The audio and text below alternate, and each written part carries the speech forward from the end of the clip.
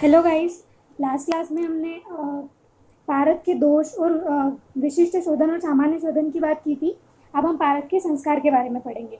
अब पारद का विशिष्ट शोधन करने के बाद भी उसके संस्कार की क्या आवश्यकता हो जाती है, पहले ये मैं बता देती हूँ आपको।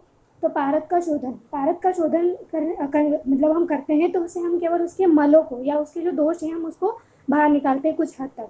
लेकिन पारद के संस्कार में हम दो चीज़ें करते हैं। जो उसके जो दोष हैं उनको भी हम अच्छी तरीके से बाहर निकालते हैं या उसको हटाते हैं पारद से।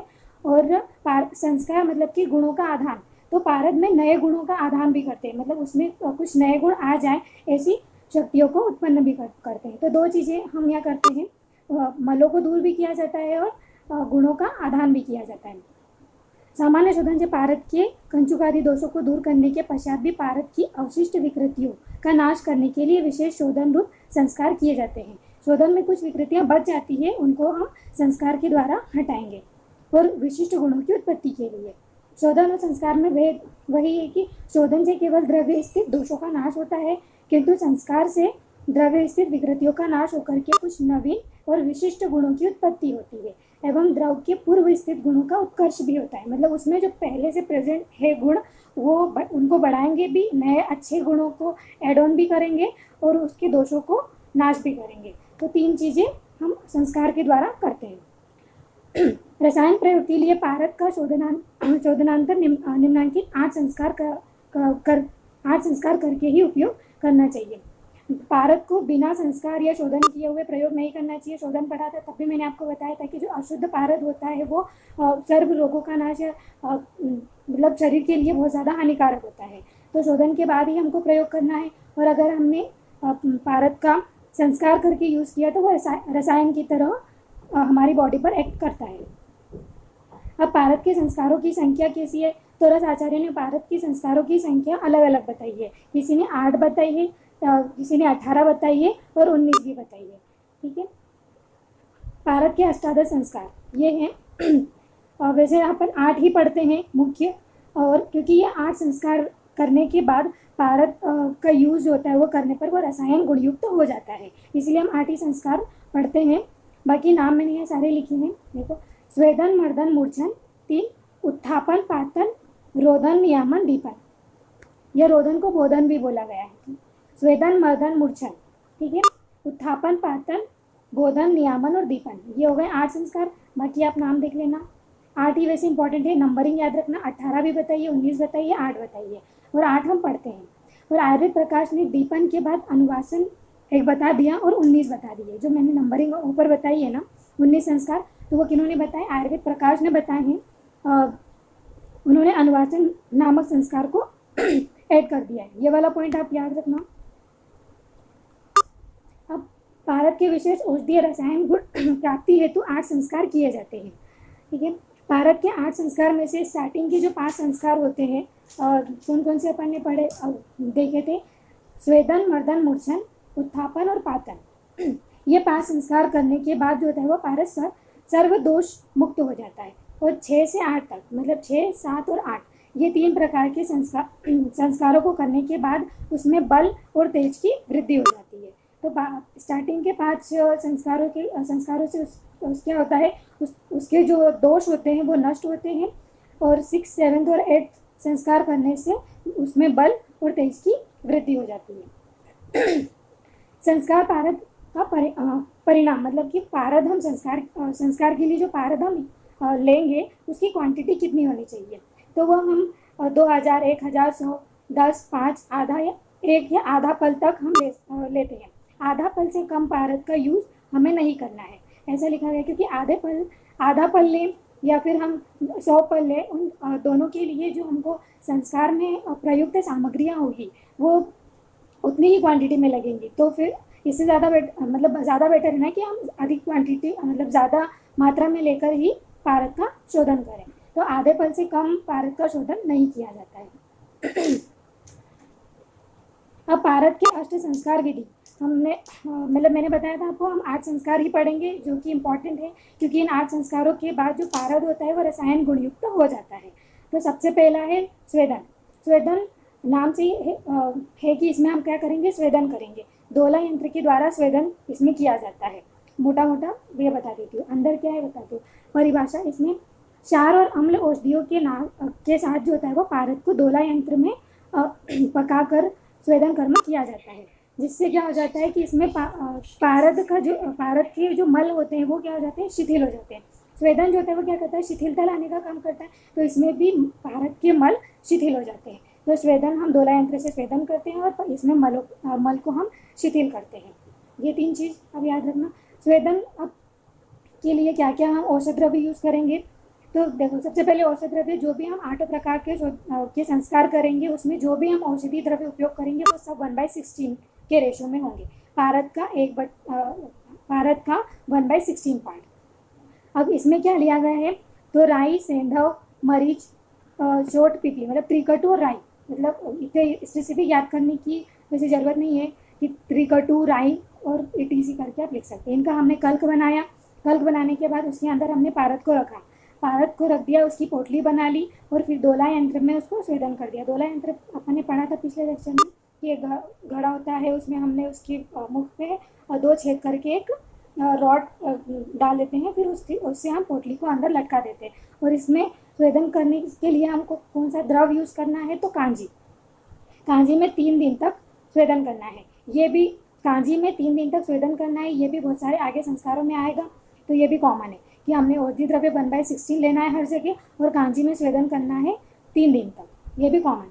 ठीक है, हमने कांजी में स्वेदन किया, 1/16 भाग लिया, कांजी में कल्क बनाया, पारद को अंदर रखते हैं, वस्त्र से पोटली बनाई और बटपत्र से भी, मतलब वस्त्र से या बटपत्र से दोला यंत्र में हमें कांजी में स्वेदन करना है मृदु अग्नि पे 3 दिन तक, और पर डे उसको कितना 6 से 8 घंटे करना है।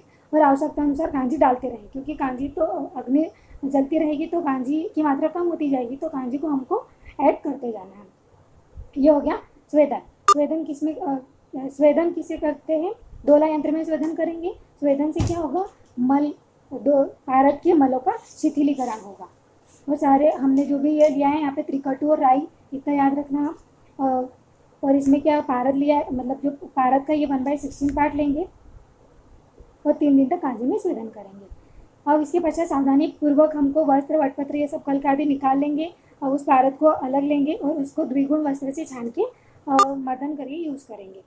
मर्दन करेंगे मतलब आगे की प्रोसेस करेंगे। मतलब पहला हो गया स्वेदन, ये सब एक के बाद एक ही होती है। तो स्वेदन के बाद हम मर्दन संस्कार करेंगे। मर्दन संस्कार करने का वही है कि उसे खलव में लेकर के मर्दन करना है। तो इसमें औषध द्रव्य कांजी के साथ पारद को घोटने की क्रिया को मर्दन कहते हैं।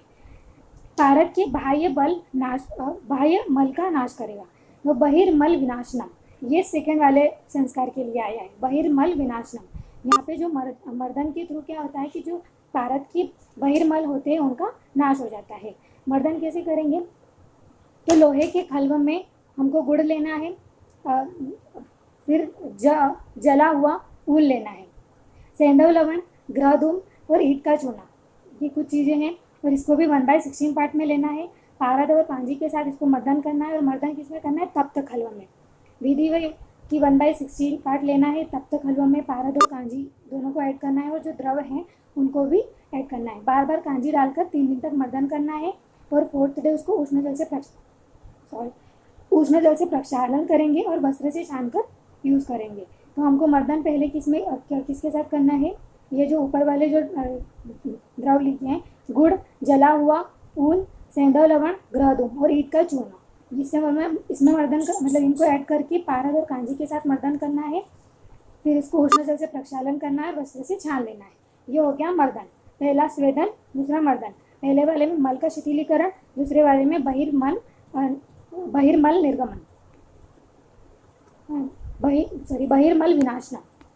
अब मूर्छन संस्कार में मतलब इसके वर्ड का मीनिंग है मूर्छन, मतलब कि उसको मूर्छित कर देना, मतलब एकदम सुस्त सा उसको करना।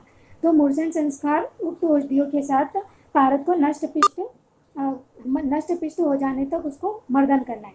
मतलब कुछ औषधियों के साथ पारद लेना है और उसको तब तक घोटना है या तब तक उसका मर्दन करना है जब तक कि उसकी जो चपलता है वो नष्ट ना हो जाए।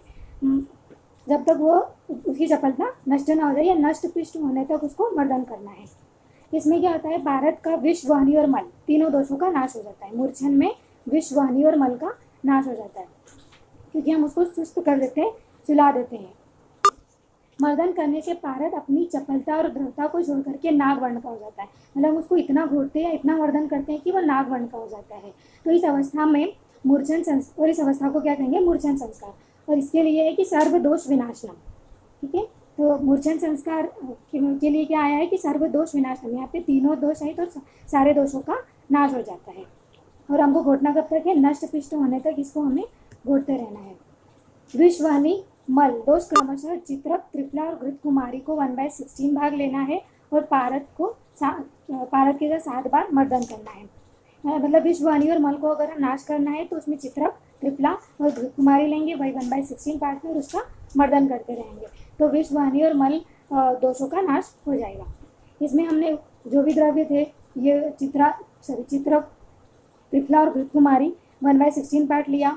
लोहे के खल्व में पारद और कांजी को ऐड करना है, मतलब हमने जो औषधि द्रव्य लिया उसके अलावा हमको पारद और कांजी भी लेना है।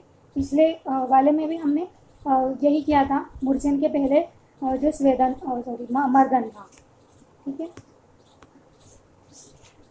फिर पारद कांजी नष्ट पिष्ट होने तक मर्दन करना है मूर्छन। इस प्रक्रिया में तब तक हलवा में या तो 7 बार मर्दन करें, ये धातुवाद के लिए किया जाता है, मतलब ऐसा कि अलग से कि इस प्रक्रिया को अगर तब तक हलवा में मर्दन करेंगे तो इसको हमें 7 बार करना है और वो धातुवाद के लिए यूज होगा। ये हो गया मूर्छन संस्कार। मूर्छन संस्कार में हमने पारद की जो थी वो चपलता को नष्ट कर देते हैं। ठीक है, अब है उत्थापन। अब मूर्छन संस्कार में क्या होता है कि जो उसकी चपलता या चंचलता जो नष्ट हो गई है उसको वापस बढ़ाने के लिए, मतलब थोड़ा सा बढ़ाने के लिए हम उत्थापन करते हैं, मतलब उसे उठाते हैं। ऐसा उत्थापन मतलब कि उसको उठाते हैं, उसकी जो चंचलता नष्ट हो गई है उसे। तो मूर्छन संस्कार के क्रम में जो थे वो पारद नष्टपिष्ट होकर मूर्छित हो जाता है, उसे पुनः अपने स्वरूप में लाने के लिए हम उसे क्या करते हैं, उत्थापन संस्कार करते हैं। उत्थापन में हमने क्या किया, स्वेदन आतप प्रक्षालन, वस्त्र निष्पीड़न एवं पातन आदि क्रियाओं द्वारा पारद अपने स्वरूप में लाने की क्रिया को उत्थापन कहते हैं। उत्थापन में हम कोई सी भी विधि कर सकते हैं, जैसे कि प्रक्षालन करने से या वस्त्र निष्पीड़न करने से, पातन या स्वेदन करने से। तो इससे उत्थापन जो पारद है उसका क्या हो जाएगा, उत्थापन संस्कार हो जाएगा। पारद की मूर्छा नष्ट होने तक पारद अपने पूर्व रूप में आ जाता है। इसमें क्या विधि क्या है, तो सर्वप्रथम पारद को 1 से 3 दिन तक कांजी में डोला यंत्र विधि से स्वेदन करना है, उसे उष्ण जल से प्रक्षालन कर लेंगे। उष्ण जल के साथ धोते समय पारद को खल्व में डाल करके मर्दन करते हुए भी उसका प्रक्षालन करना है। ठीक है, उसका जिससे क्या होता है कि कांजी से प्रक्षालन करने के बाद उसको उष्ण जल से प्रक्षालन करेंगे तो उसका अधिकांश भाग जो होता है वो अपने पूर्व स्वरूप में आ जाता है। जो मूर्छित हो गया था वो अपने पूर्व स्वरूप में आ जाता है। अथवा पातला यंत्र द्वारा पातन करने से भी उसका उत्थापन हो जाता है। तो उत्थापन में अनेक विधियां हैं, या हमने उसका या तो स्वेदन कर दिया कांजी में, या फिर हमने उसको पातना यंत्र में उसका पातन कर दिया या प्रक्षालन कर दिया। ठीक है, कांजी से प्रक्षालन, उष्ण जल से प्रक्षालन, कांजी में स्वेदन कर दिया, या तो हमने पातना यंत्र में उसका पातन कर दिया। तो इन 3-4 विधियों द्वारा उसका उत्थापन हो जाता है। ये हो गया उत्थापन संस्कार। अब है 5th पातन संस्कार। पातन संस्कार हेतु जो कथित औषधियों द्वारा पारद का मर्दन करके ऊर्ध्व, अध और तिर्यक यंत्र द्वारा हमको पारद को प्राप्त करना पातन संस्कार कहलाता है। अब पातन संस्कार जो होता है वो 3 तरीके से करेंगे, ऊर्ध्व पातन भी करेंगे, अध पातन भी करेंगे और तिर्यक पातन भी करेंगे। पातन मतलब पातन का मीनिंग ये यहाँ पर ऊर्ध्व पातन, अध पातन, तिर्यक पातन, सब्लिमेशन, मतलब यहाँ पे हम पारद को गर्म करेंगे तो मतलब नीचे से अग्नि देंगे तो वो ऊपर वाले पात्र में क्वथनांक जितनी हमको, मतलब उसका बॉइलिंग पॉइंट तक हमको अग्नि देनी है ताकि वो वाष्प बन के ऊपर वाले पात्र में आ जाए, जिसके कारण विकृति जो होगी वो नीचे रह जाएगी। तो इस तरीके से कुछ हम उसके दोषों का नाश करते हैं। तो पातन 3 प्रकार का होता है। सबसे पहले ऊर्ध्वपातन पढ़ते हैं। ऊर्ध्वपातन देखो, ये 2 घड़े हैं, एक घड़ा नीचे है जो छोटा है और बड़ा वाला ऊपर रखेंगे कि वो उसकी मुख को ढक ले। हमने क्या किया, सबसे पहले पारद लेंगे 3 भाग, ताम्र चूर्ण, कॉपर का चूर्ण लेंगे 1 भाग, 3 भाग पारद लिया, कॉपर का चूर्ण लिया है 1 भाग, और इसको नींबू स्वरस से मर्दन करेंगे। नींबू स्वरस से मर्दन करने के बाद इस नीचे वाले घड़े में पारद का क्या करेंगे, लेप कर देंगे। पारद और ताम्र चूर्ण का जो भी हमने पिष्टी बनाई है उसका लेप करेंगे। इसका संधि बंधन कर देंगे। संधि बंधन इन दोनों के मुख को बांध देंगे अच्छे से। फिर अग्नि देंगे। 12 घंटा तक अग्नि द्वारा पाक करना है। 12 घंटे तक अग्नि में पाक करने के बाद क्या होता है कि इस ऊपर वाले घड़े में पारद जो होता है वो ऊपर आकर चिपक जाता है। और ये ऊपर ये जो दिख रहा है ये है आलबाल, मतलब यहाँ पे हमको ठंडा पानी उसकी सप्लाई होती रहनी चाहिए, ताकि वो पारद जब ऊपर आए तो उसको जब वो ठंडी चीज़ मतलब कि ठंडा जल होगा तो ये वाला जो पार्ट होगा वो ठंडा होगा, तो वो वापस वो मतलब कि जल के संपर्क में आने के कारण थोड़ा सा लिक्विड हो जाएगा और यहाँ आके वो चिपक जाएगा। तो यहाँ पे हमको ठंडा पानी की सप्लाई करनी है। और 12 घंटे बाद पारद को इस पात्र के ऊपर से हमको प्राप्त करना है। ऊपर वाला जो पात्र है इस पात्र से हमको क्या करना है, अलग मतलब पहले तो दोनों पात्रों को संधि बंधन करके अलग कर लेना है, और ऊपर वाले पात्र से वही हमको कपड़े से पारद को हटा के फिर अलग कर लेना है और द्विगुण वस्त्र से छान लेना है। तो ये ऊर्ध्वपातन कंप्लीट हुआ। ऊर्ध्वपातन के बाद अधपातन भी करना है। ये जो हम संस्कार पढ़ रहे हैं वो पूरा सीक्वेंस से करना है, एक के बाद एक। अब ऊर्ध्वपातन किए हुए ये अधपातन प्रक्रिया पढ़ेंगे। अधपातन में देखो ये नीचे का घड़ा लिया है और ऊपर है, तो ऊपर वाला घड़ा यहाँ पे छोटा है, नीचे वाला बड़ा है। नीचे वाले में हमने जल भर के रखा है, ठीक है, और ऊपर वाले घड़े के ऊपर उपले लगाए हैं अग्नि लगाए करने के लिए। तो यहाँ पे हमने उपले रखे हैं और इसको हम जला देते हैं। और ये हमने जो बनाया है ये पात्र अधपातन पात्र, इसको हमें भूमि के अंदर, ये वाला घड़ा जो है वो भूमि के अंदर होने चाहिए और ये वाला घड़ा भूमि के बाहर होगा। इन दोनों घड़ों को हमको संधि बंधन करना है।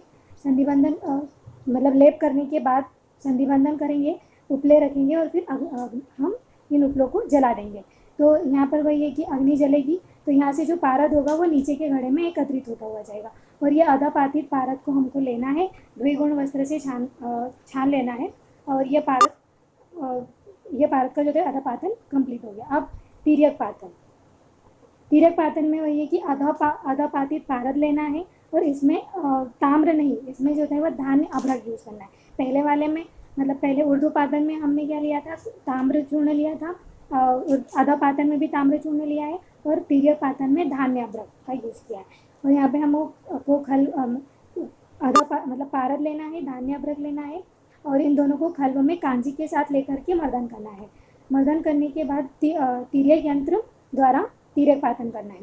मतलब इस वो जो मर्दन किया हुआ द्रव्य है उसको इस घड़े में हमें रखना है, अग्नि प्रज्वलित करनी है, वही इस घड़े में हमें जल लेना है और इसके द्वारा मतलब कि ये जो कैनाल बनी है या नली है इसके द्वारा यहाँ पे हमें पारद प्राप्त होगा। जब पारद दूसरे पात्र में स्थित जल में आ जाए तो और फिर स्वांशित होने पे हमें उसे अलग कर लेना है और उस पारद को फिर से हमें धान्य अभ्रक मिला करके फिर से यहाँ पे लेप करेंगे और फिर से इसे तिर्यक पातन करेंगे। मतलब हमें तिर्यक पातन बार बार करना है। कब तक हमें पारद का तिर्यक पातन करना है, तो पारद में अग्नि स्थिर होने की क्षमता ना आ जाए तब तक हमें पारद का तिर्यक पातन करना है। मतलब हमें बार बार पारद का तिर्यक पातन करना है जब तक कि उसमें अग्नि स्थिर होने की क्षमता ना आ जाए। और इसकी अग्नि कैसी होनी चाहिए, पहले मृदु फिर मध्यम और फिर तीव्र क्रमशः। ठीक है, ये मैंने डायग्राम से बता दिया है, पर आप इसको लैंग्वेज में लिखे एक के बाद एक कि पहले ऐसा होता है फिर ऐसा होता है, इस तरीके से और डायग्राम भी बना सकते हैं। फिर इस प्रकार पारद शुद्ध होकर के निश्चित रूप से कारमुक हो जाता है और कारक मतलब की क्रिया अच्छा कार्य करने वाला हो जाता है। यह पारद रसायन योग्य हो जाता है। ये हमने पढ़ लिए पाँच स्टार्टिंग में हमने देखा था कि जो 1 से 5 संस्कार करने पे उसके सारे दोषों का नाश हो जाता है। बाकी 6, 7 और 8 संस्कार होता है वो उसके क्या करता है, बल और तेज को या वीर्य को उत्पन्न करने वाला होता है। तो यहाँ हम करेंगे बोधन संस्कार। बोधन संस्कार क्या होता है, तो स्वेदन संस्कार से पातन संस्कार तक की प्रक्रियाओं में फलस्वरूप पारद मंद वीर्य वाला हो जाता है या मरणासन्न हो जाता है। तो हम इसके वीर्य उत्कर्ष के लिए, मतलब इससे कि ये अच्छा काम करे, इस तरीके से बनाने के लिए हम कौन सा संस्कार करते हैं? बोधन संस्कार करते हैं। अब पारद को सेंधव लवण में अब बोधन संस्कार किस तरीके से करते हैं? तो सेंधव लवण का हमको घोल बनाना है, मतलब कितना तीन सेंधव लवण लेना है और 3 भाग जल लेना है, उसका घोल बनाएंगे और इसको हम घड़े में बंद करके रखेंगे। मतलब एक घड़े में ले लेंगे, उसमें हम पारद डाल देंगे और इसको मुख बंद करके 3 दिन तक उस घड़े को हमें रखना है, तो इससे उसका बोधन हो जाएगा। एक और विधि बताई है, इसमें क्या है? ये दोला यंत्र के द्वारा बोधन करना है। तो इसमें क्या है? षष्ठ अम्बुज के साथ दोला यंत्र विधि से स्वेदन करना है। अब ये षष्ठ अम्बुज क्या है? तो इसमें गाय का, अजा का, भेड़, नर नारी का मूत्र, शुक्र और आर्तव, ठीक है, ये लिया है। तो 2 विधि हो गई बोधन की, एक है घटे स्थापन और दूसरा दोला यंत्र। घटे स्थापन में सिर्फ सेंधव और जल लेना है। ये आप एक याद रख सकते हैं कि सेंधव जल के द्वारा, मतलब हम घटे स्थापना विधि द्वारा पारद का बोधन संस्कार करते हैं। बाकी ये याद ना रहे पर फिर भी ये वाला याद रखना कि षष्ठ अम्बुज में क्या क्या आता है, थोड़ा सा अगर बाई चांस पूछ ले। विधि वही है कि हमने क्या है? सेंधव के घोल को लिया है, पारद में 3 दिन तक लेना है, घड़े का मुख बंद रखना है, इससे बोधन हो जाता है।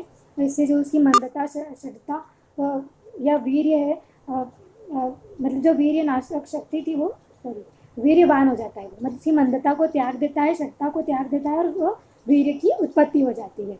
और फिर 3 दिन तक रखना है। 4th डे जल को नितार के पारद को प्राप्त करना है। तो हमने यहाँ इसका बोधन किया। बोधन कैसे किया? सेंधव जल के द्वारा।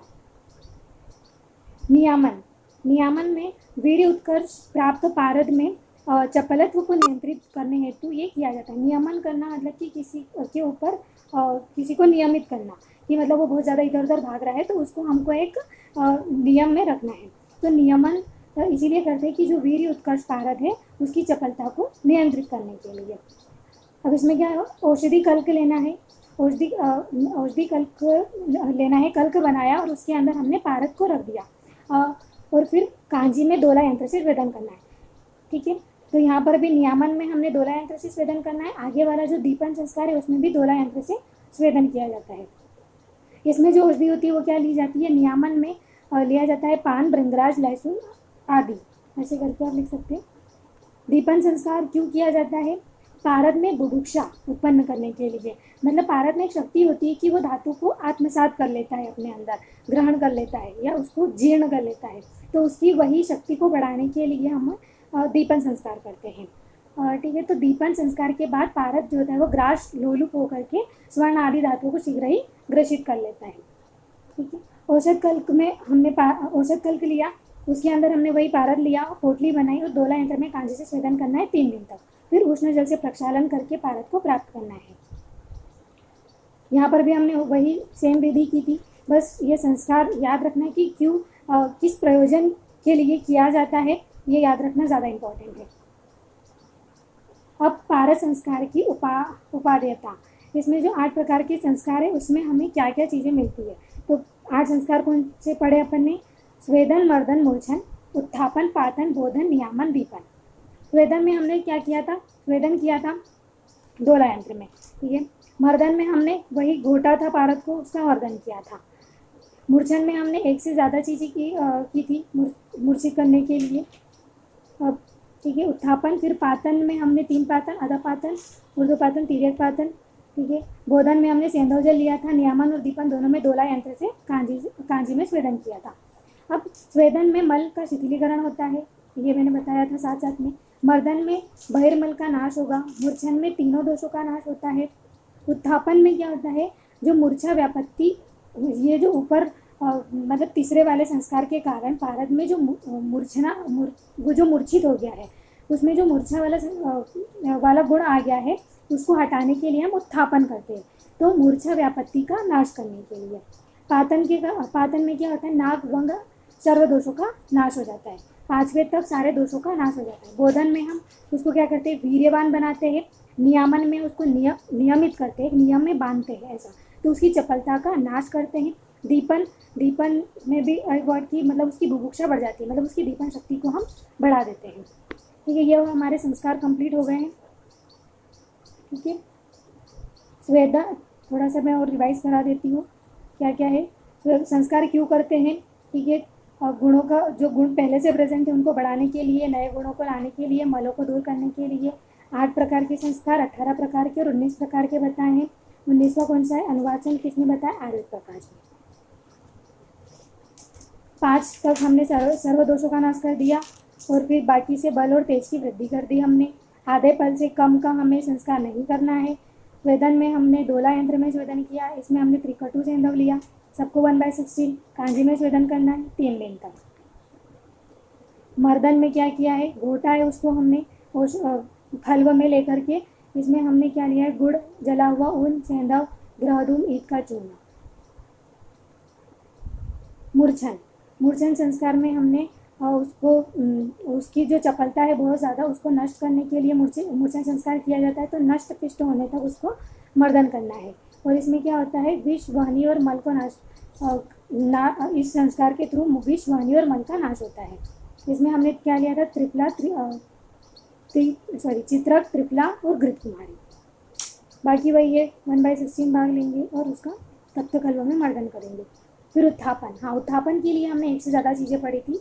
स्वेदन करना है या आतप करना है या प्रक्षालन करना है, ठीक है। तो स्वेदन हमने किस में किया था, दोला यंत्र विधि से स्वेदन किया था। कांजी में उष्ण जैसे प्रक्षालन करना या पातना यंत्र में पातन करना, इससे क्या हो जाएगा, उत्थापन हो जाएगा। जो मूर्छित हुआ पारद है वो उत्थापन हो जाएगा। पातन 3 प्रकार से करेंगे, उद्भव पातन, अर्ध पातन और तिर्यक पातन, एक के बाद एक करेंगे।